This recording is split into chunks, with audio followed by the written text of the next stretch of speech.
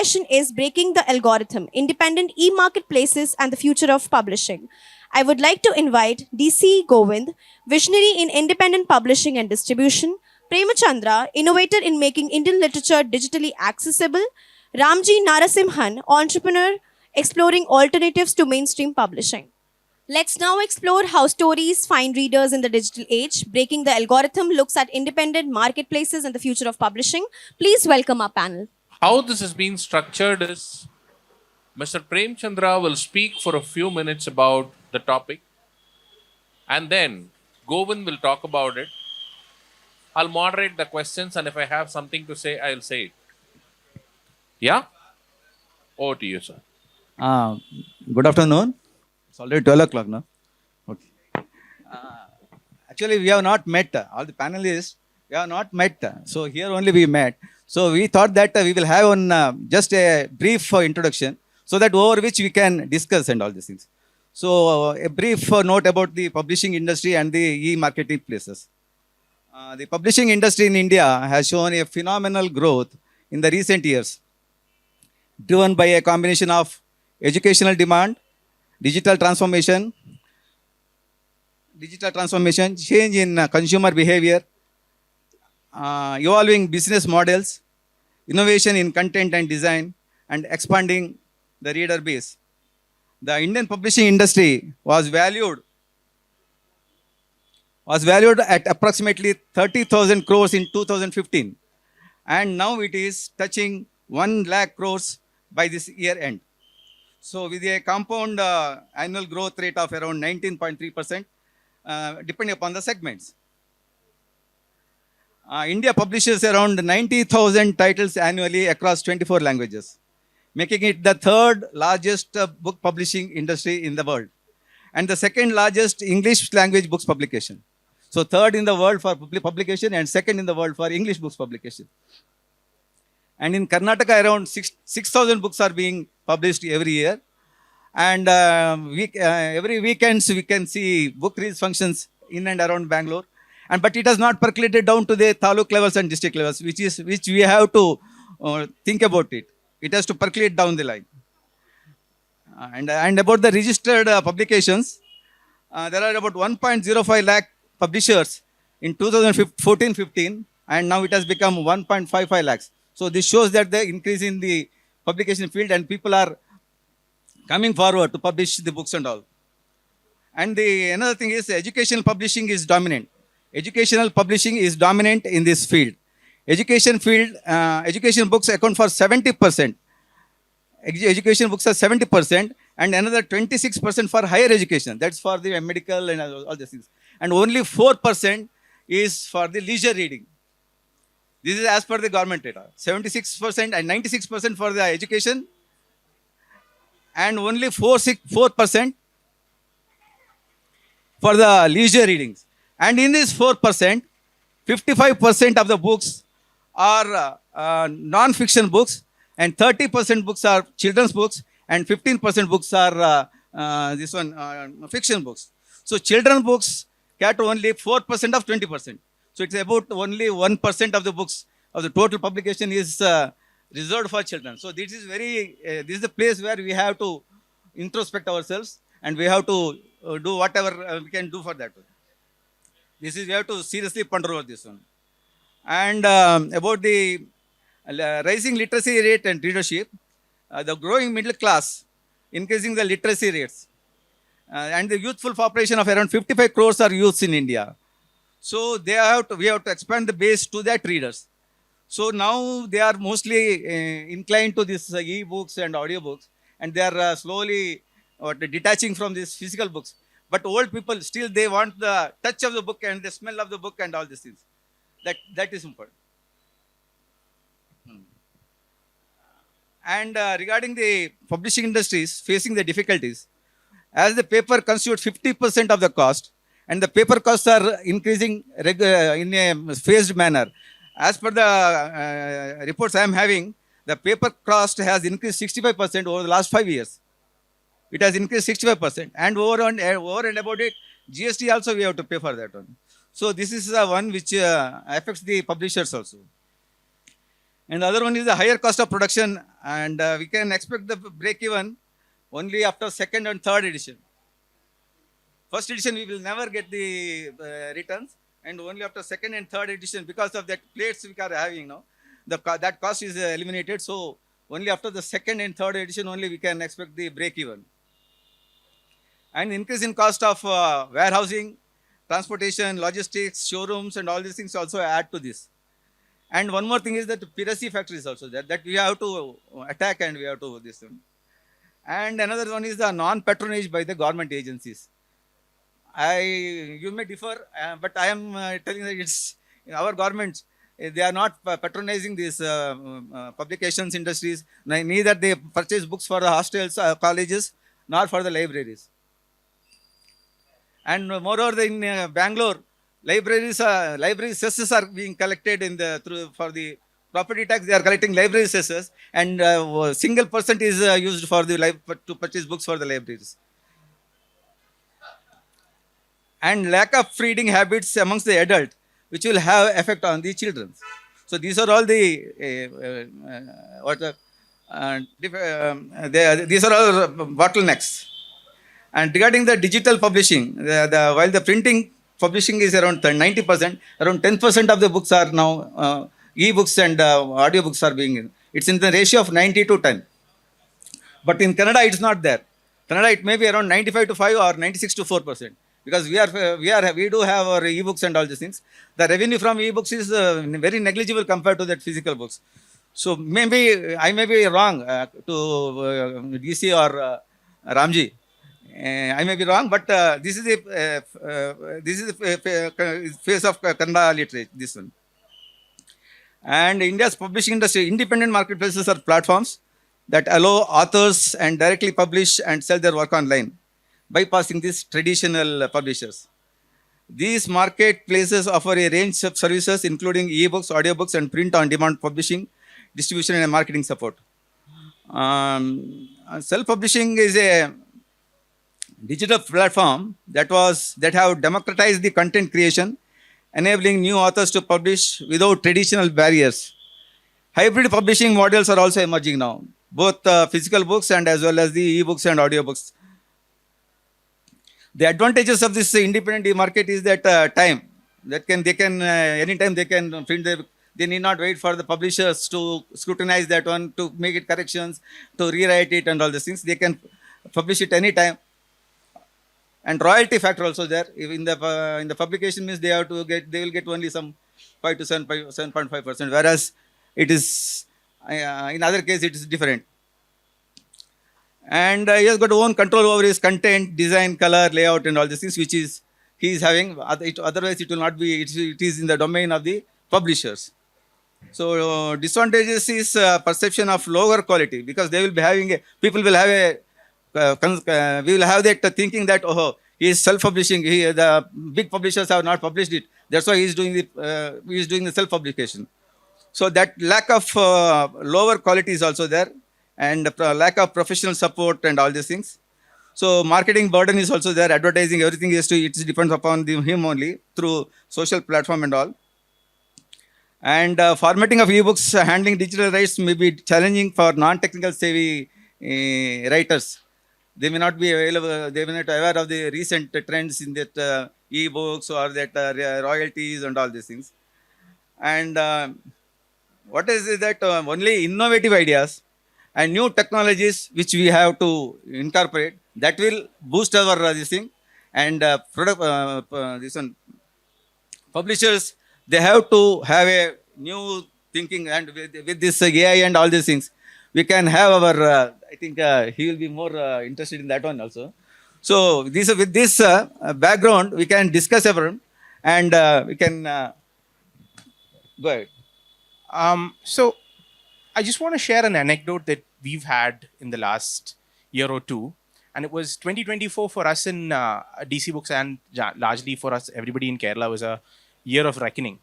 But before I get into that, I thought I'll just say something to sort of set the tone of where I'm trying to go with these things. So now you have all sorts of mediums to sell books these days. It's not confined to physical shops.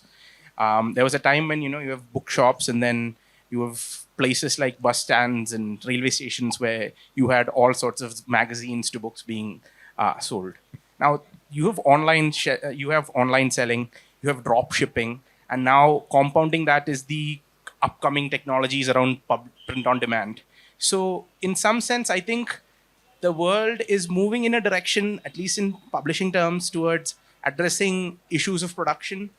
And in some sense, online is trying to facilitate availability across every single pinpoint that the Indian geography has. But fundamentally, what drives it is this thing that we call the algorithm. And it is a very biased object in some sense. It favors what is popular, it favors what it thinks gets engagement. So it's not necessarily something that, you have to wield it. So you see influencers publishing their first romance novels, or those public speakers with massive social media engagements saying, here's my next book on how to manage your time well. And it's somehow getting the attention because the algorithm has defined what parameters so-and-so author or so-and-so publisher has that enables that sale. And so Amazon, Instagram, everything sort of pushes things in that direction. Now, what I'm trying to talk about is the fact that how do you interface content with readers? Because I think that's where you wield the algorithm, which fundamentally drives attention and sales. And I want to tell you that anecdote we had. So 2024 was a year of reckoning for us because we, right after our Lit Fest, there was this book that really took off called Ram Care of Anandi. It was a book that was published in 2020. And it was almost coming to its 5-year contract end when the author himself came to our Lit Fest. And it suddenly took off. Now somewhere around 3.8 lakh copies of that book have been sold. Whereas it was at 15,000 copies when he came to our Lit Fest in 2024. But what we understood was, there is a Gen Z or someone who's under the age of 25 or 30 that didn't find the sort of things that they were wanting to read. There are genres that they're interested in. They just didn't know, what was there. And we did a whole exercise all through 2024 wherein we went to our backlist. We went to our previously published books and said, someone like a Kamala Das has written a lot of books that you can classify as romance or love stories.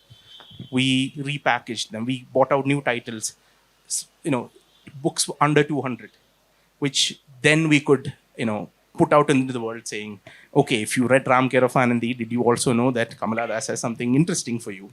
Maybe not on the same lines, but something interesting. And suddenly we started interfacing with somebody that was much younger than what we thought was our typical reader. There was a campaign that we did for Valentine's Day that year, and I think that largely drove the success of Ram Care of Anandi.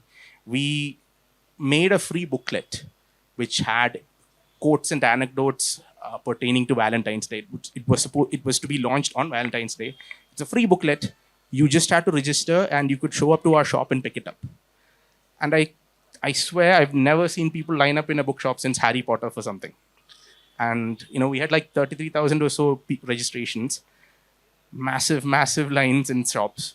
There was one shop in Calicut that had 1,000 registrations, and I think we cleared most of the collections in the first 3 days.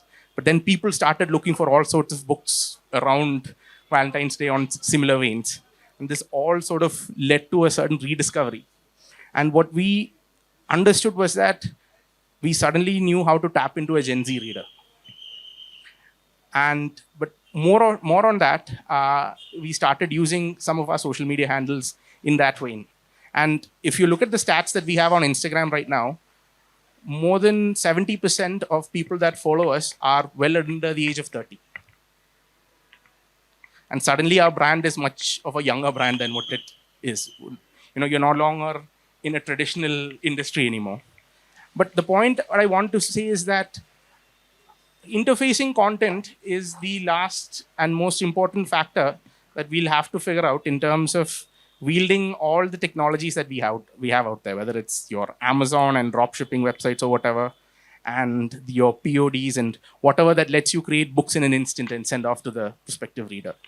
And I think that is where it's also about packaging the book in more palatable ways that you need to start thinking about. And I think that's been our big reckoning. Even for editorial purposes, when we have to curate what books we're putting out, we have to start thinking a little differently compared to what we used to do before the COVID. And all this to say that, every 10 years or so, you need to go back into your list of books, your backlists and your mid lists, and figure out that there is another reader that potentially will read so-and-so author, but they just don't know it, and they just don't interface it the way you think it originally came out in. And that's a massive exercise. It's not easy.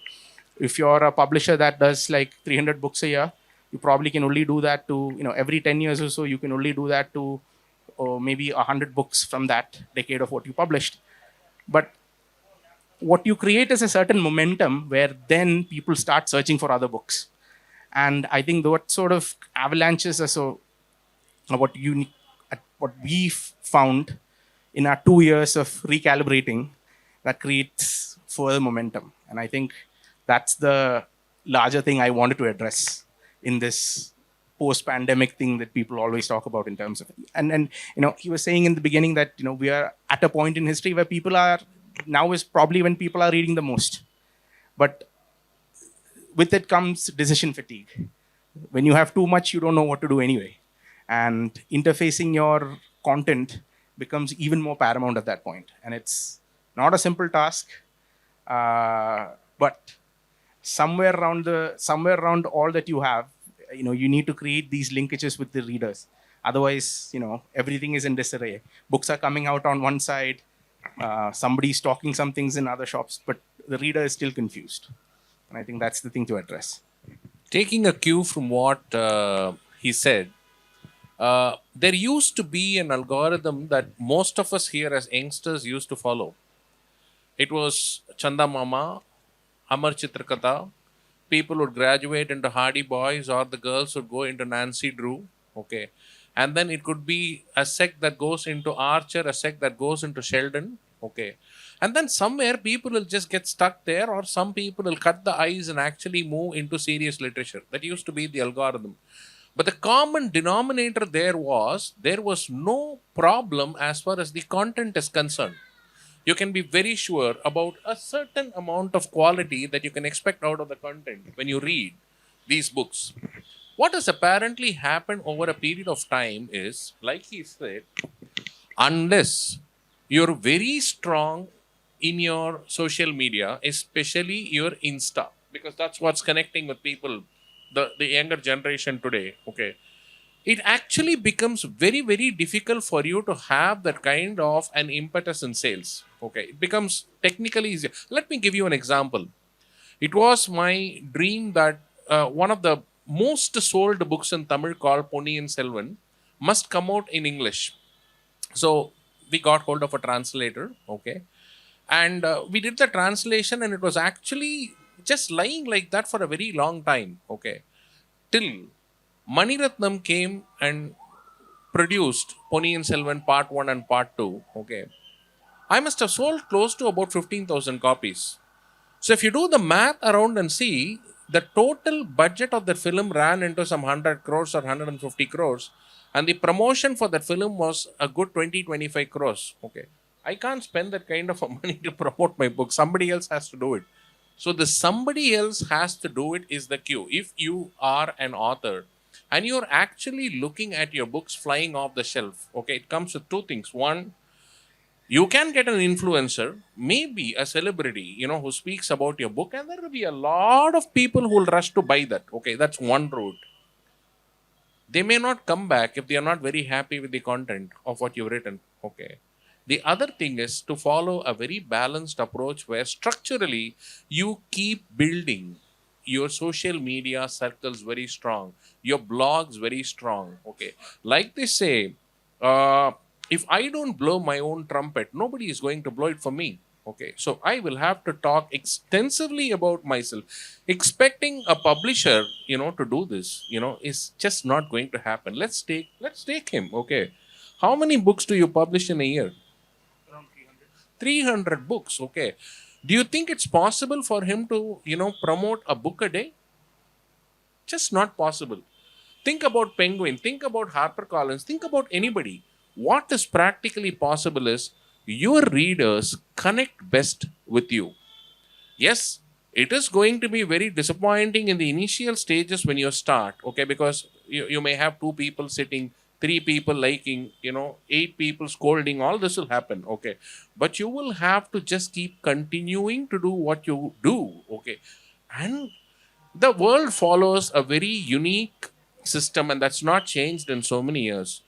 Any new initiative done by you, the first thing the world's going to do is, ridicule you. Then, they will appreciate you. Then they will follow you. Okay. So, do you have it in you to hold it till they follow you? Is the key question there. Okay. The algorithm is not very complicated. You can bring in a lot of terminologies there today in terms of you should have a very good search engine optimization. Okay. Then you should have a design, that talks for itself. Okay. A book is judged by its cover. The cover should be great. I don't want to take names, but there are content that I don't agree, that comes out with Amazon ebooks, which sells in lakhs simply because the authors have actually managed to create a very strong following for themselves in Insta. Very, very strong following for them in Insta. Okay. That's what connects. And that's the only way you'll have to look at connecting with the whole thing. So, as far as I am concerned, okay, sell yourself, sell your concept, and keep on talking about yourself is the best way, to emerge out of whatever that comes as far as publishing is concerned.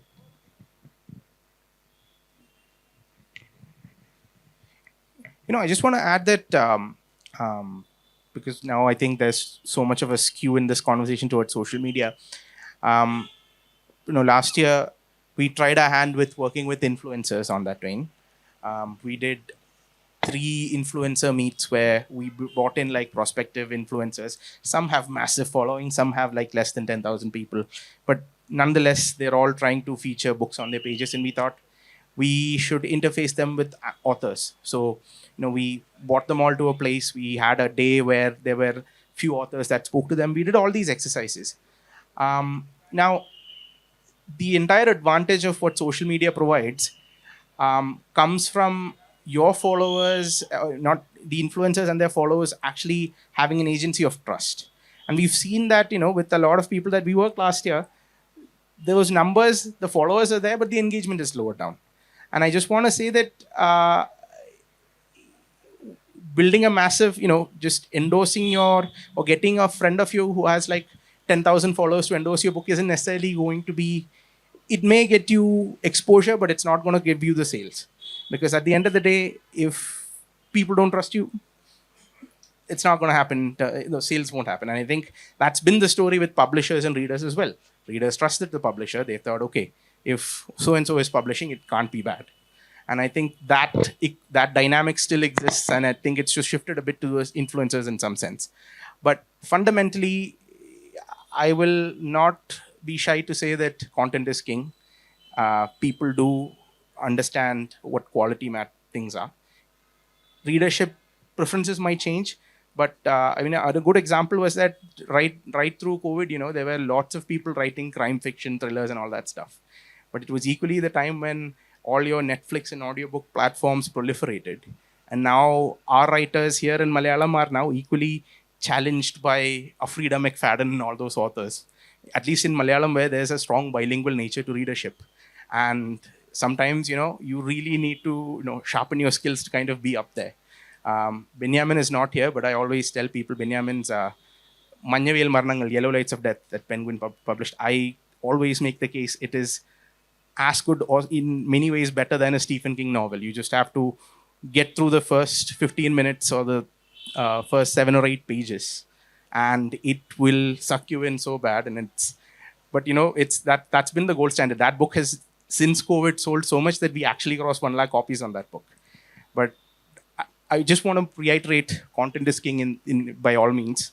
Whether you have the greatest of influencer endorsing you, it may give you some advantage in the short run, but then it just nosedives off a cliff.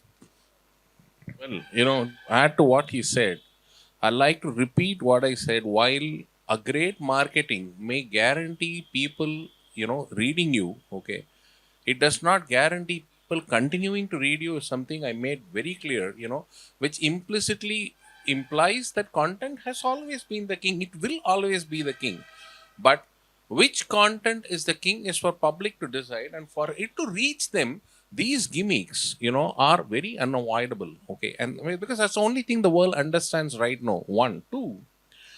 Kerala has a very strong reading base, that most of the other regional states here, have to envy. Okay. Uh, you can't actually have a star promoting a book there, in Kerala. That's not worked even in politics for Kerala. Okay. A star has not been able to become a chief minister there. It's become so tough. But that's not the case with most of the other places. If tomorrow somebody like a Sivakarthikeyan or a Vijay Sethupathi, who are stars, come up and say, I read this book is fantastic, okay. I'm waiting if they'll say something like that for one of my books. Okay, if that happens, okay, I'm sure of 25,000 copies. This is how it works, okay. So I'm not saying please befriend one of them and ask them to talk about your book. That's not what I'm saying. But organically, if something like that happens, that's one good way of looking at how you can see. End of the day, you have to position yourself. Okay, an artist has to perform, and performance has to be appreciated. Okay, the more and more it is appreciated, the more and more they want to excel in what they do. So that you will have to find a way to keep doing this. There's no other way. Actually, I'm just trying to say we're speaking the same thing from different perspectives. Regarding Govind's this thing, I was telling that the backlog books are being now it has been introduced and they are reintroduced. But in Kannada case, I differ it from him because still we are selling Tejasvi, we are selling Karans, we are selling Niranjana's books, Triveni books, old books. Still we are selling, and the youngsters are reading it.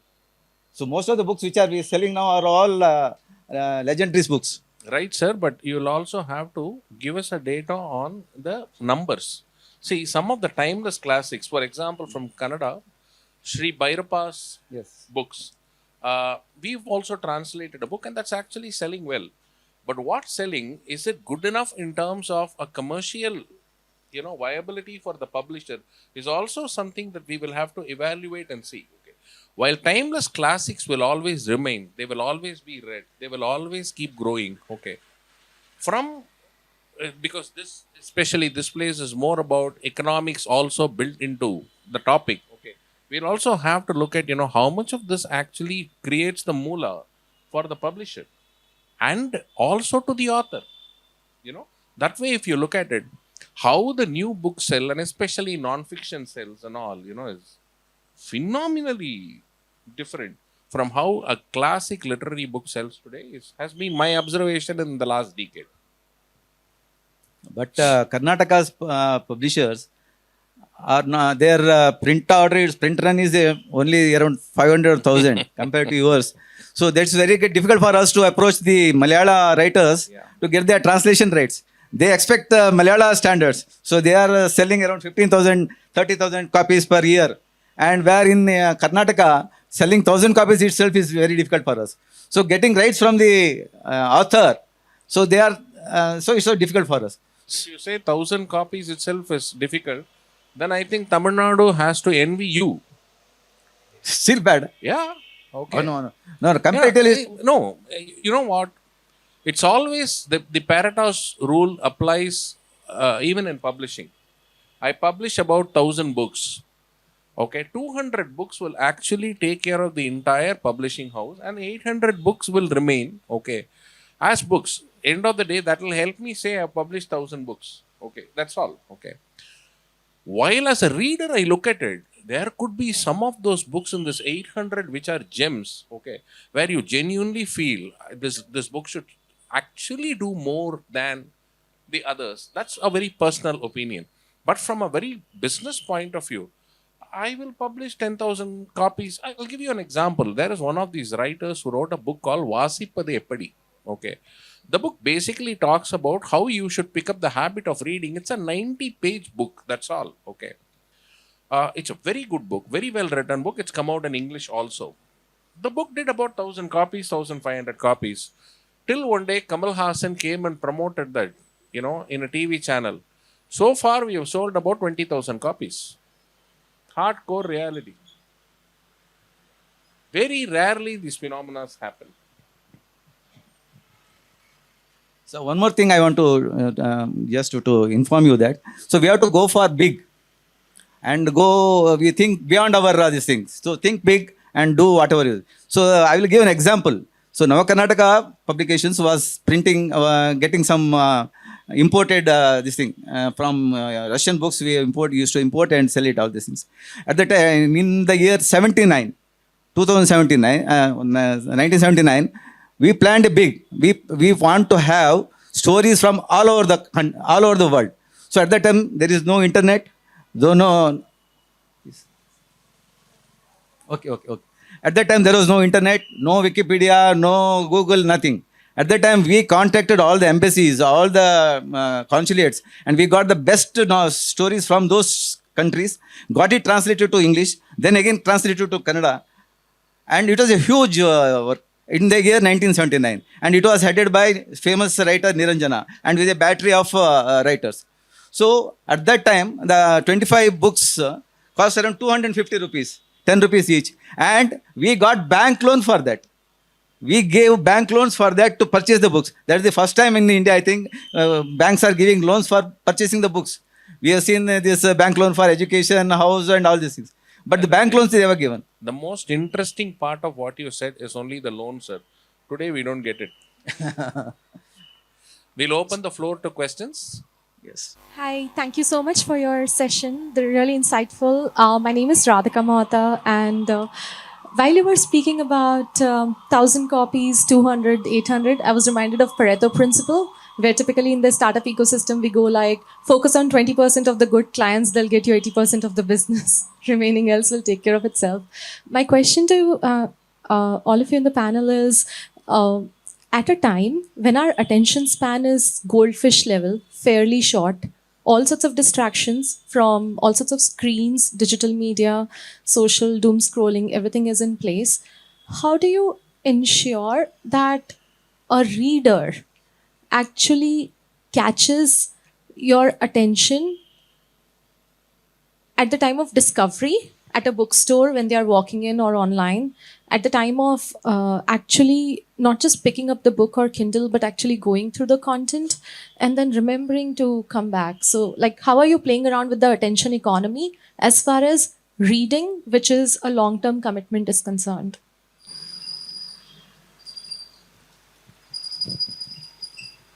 Let's break this into two parts. Okay, one, the attention span of general masses is very down. So how will they actually read a book? Let's start from there. Okay. It stems out of a realization that if I read a historic novel that's apparently been made into a movie that has sold lakhs of copies, when you read it, the image, the power that you assign to the character creatively in your mind is very different, from what a picture does, for the story. Correct? Okay. This enhances you as an individual, is an innate understanding that an individual should have for him to know why reading is a much better thing to do than watching. Okay. It stems out of there. Two, from a child point of view, if that's what you're asking, from a children point of view, the kids learn more by seeing, not by saying. If they actually see parents reading, the kids will pick up that habit. Okay. But in a store, okay, there are a lot of marketing techniques there which involves colors, fonts, where it is placed. Okay. The size of the book, you won't believe. There are a lot of youngsters today whom they get very attracted by a book. If they see the book is more than 500 pages, they'll put it back and go. Okay. So there are so many of these economics that you have to think. And I assume what you're asking is for people who have just taken up into reading, who are coming into stores trying to pick up books. But for people who are veterans, okay, for whom reading is the only thing they do and that's their passion, all these things actually don't matter at all. just doesn't matter. Yeah, yeah. A couple of things. It's an excellent session, actually. Thank you very much for this panel discussion. One thing is like what you are talking about, celebrity vouching, okay? It may not be true for all languages, okay? In Canada, I don't think any celebrity vouchers will read. And most of the time, those celebrity followers are not book readers at all. So they are just movie watcher. So they are not keen on book. See, if I take the example of Jayant Kaikini, he is the biggest celebrity in cinema as well as in literature as well. But I don't think people who are enjoying his film songs will read his book. No, they are not connected at all, actually, so far as.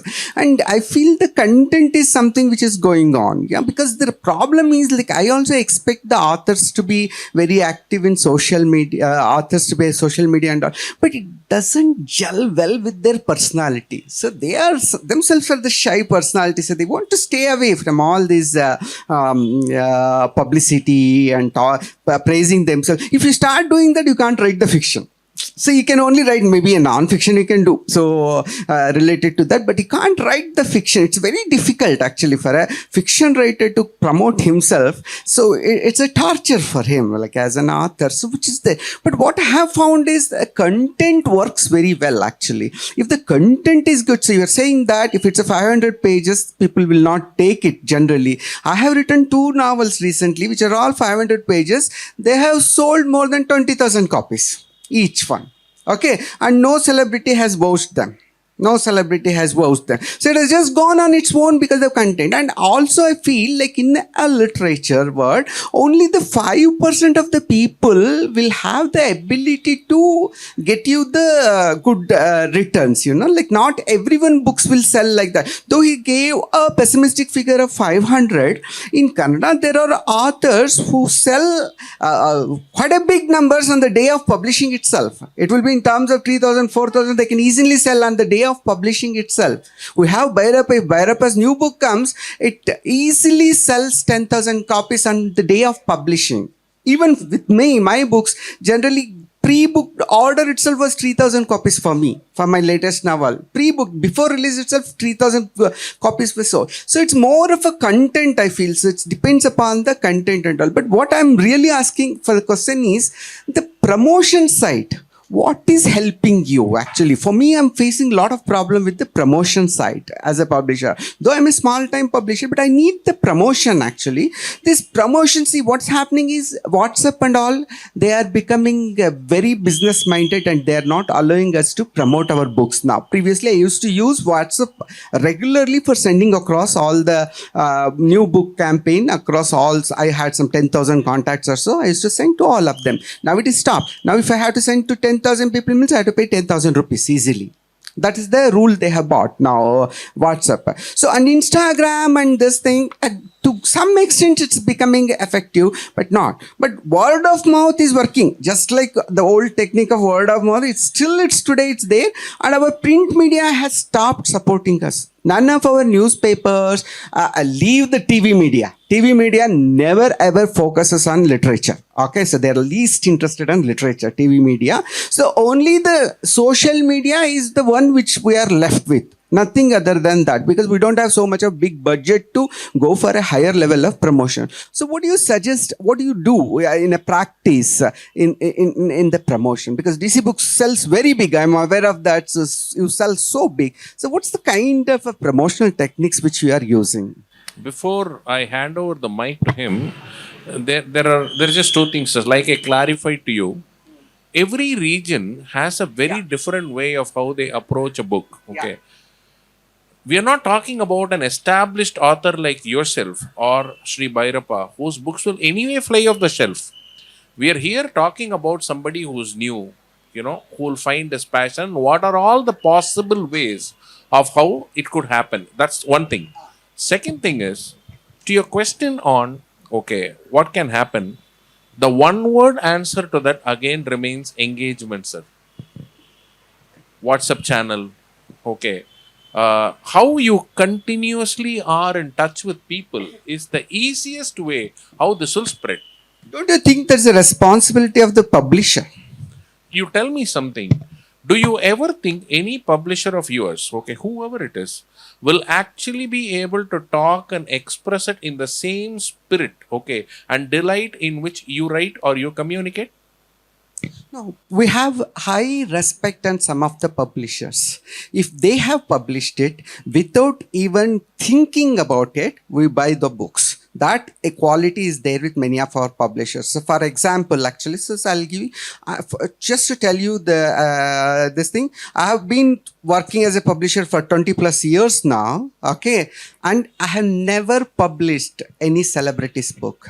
The basic rule of my publication itself is promote the youngsters. Only youngsters.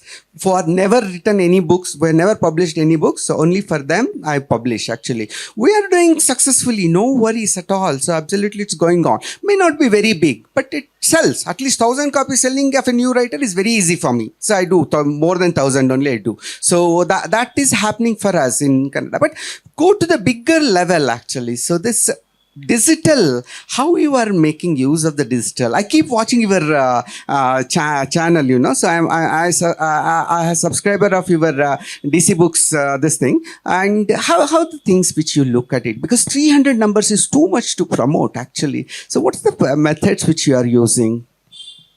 Right. So to quickly put it there, now the channels that we use primarily are social media at this point, but we also have the added advantage of having control over the spaces where we sell our books, so the shops. And coming back to what I was saying initially of the algorithm favors the powerful. So for somebody new, I always find that it's the bookshops and the booksellers that actually do the heavy lifting. And I think there, a reader and a good shop manager who can actually understand what you're trying to you're looking for, and then basically give you 10 options, does a better job than Amazon's recommended reads in the bottom. So that I think is a quality and a skill that you pick up over time. And I wish there were more people like that, because then this whole question of how do you promote 300 books becomes slightly more bearable of a endeavor. Now, with regards to social media, there's a few things that we keep in the back of our minds in doing certain things. One is that one post or one reel alone isn't going to make somebody decide. And so you need to have a sustained mechanism for each title. So your book, okay, we on publication day may say, okay, Tejo Tungabhadra's Malayalam is out. Great. Now we're trying to see what 3 other things we can do across the next 2 weeks, so that the same followers see that again and again, and at least register in the minds that this is there. Now, how do you interface the content of your book to a prospective reader? We sometimes look for others to sort of give us collabs where, it's someone wants to talk about your book. It's historical fiction. Those sort of things are of interest to people. Now, it's really a question of communicating that to a reader.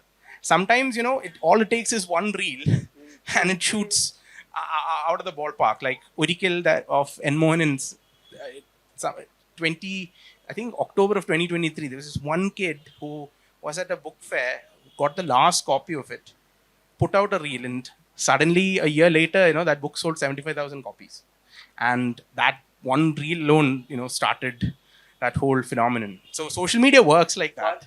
You can never be sure, but you just have to keep trying. But we cannot wait for an accident to happen, okay, or something, a luck to click actually. So we are looking at a planned way of getting the things done. That's very important, right? Luck will happen once in a while. Everyone, Kamal Hassan coming and vouching. These are lucks actually. But what we have to depend on is some planned way of promoting. I just want to add a quick 60 seconds on this. I was at Kerala Lit Fest last 2 consecutive years. This year, I was there to interview Prajakta Kohli for her book, Too Good to Be True, romance novel. So much before I arrived at KLF, I was already following her journey. Right from, of course, Prajakta is big-time influencer, 8 million plus followers on Insta and stuff. So major collabs, Blue Turquoise, coffee collab, showing up at a coffee shop, becoming the barista behind the counter, to then serve coffee to people. And by the way, there's a book signing happening. Showing up at bookstores, of course. Sapna Book House, Kormangla, 11 a.m. was the book signing time. People were in the queue from 7 a.m., calling in sick to their managers at Infosys, calling in off to their, Christ College profs and all of that. So right from those coffee deals all the way to whatever brand collabs was possible, whatever, clothing brand, Anita Dongre, some side collabs, this is sustainability. I mean, I think lessons learned from there would basically quickly boil down to the TLDR version, showing up in your community for the topics that you stand for the recall value you want people to have, for the kind of community connect that you want to have, because people can sniff consumerism from, if they are actually deriving actual value out of it. So for a lot of people, and I remember this very clearly, all they wanted was, can I get one selfie with Prajakta? I'll figure out the book thing later. I'll get it signed. I'll eventually read it. But can I just get one picture with her? This is my magical moment for the content creator that I've followed over the years. What do you? Now, sadly, as you pointed out, not everybody can do that. And obviously, a whole lot of people can't do that. And I think that's just it's the question you ask is the holy grail of marketing in some sense. How do you make everything a success? How do you make everything as attention grabbing as the other?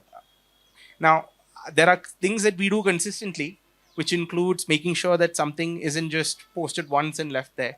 That we push it over multiple channels, over multiple channels. Some work, some don't. Sometimes, we probably need to reposition ourselves in terms of presenting that book differently. And sometimes it's the simplest thing as just posting that book, like a very organic photo of that book with foliage in the background. I've seen a lot of those pictures suddenly spike interest on a day's time. And it's a chaotic beast. You just don't know what works.